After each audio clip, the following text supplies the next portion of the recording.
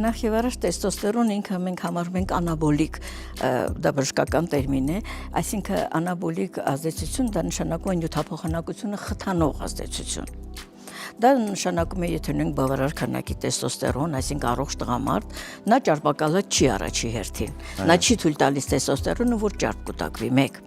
Երկրորդը, տեստոստերոնը բավարար քանակով ապահովում է սիրտ-անոթային համակարգի նորմալ աշխատանքը։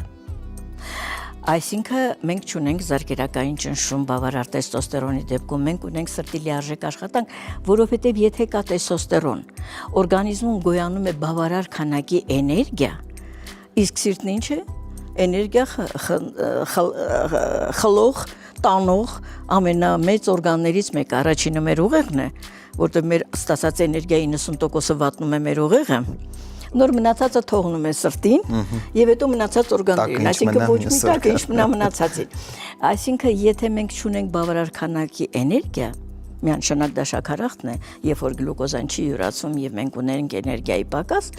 տվյալ դեպքում տեստոստերոնը խթանում է նյութափոխանակությունը, բարձրացնելով բոլոր նյութերի այրումը։ Նա անաբոլիկ ազդեցություն ունի, բնականաբար նրա նորմալ քանակը լավ ձևով կանդրադառնա սրտի վրա, թոքերի վրա, մեզական օրգանները, այս լյարդը,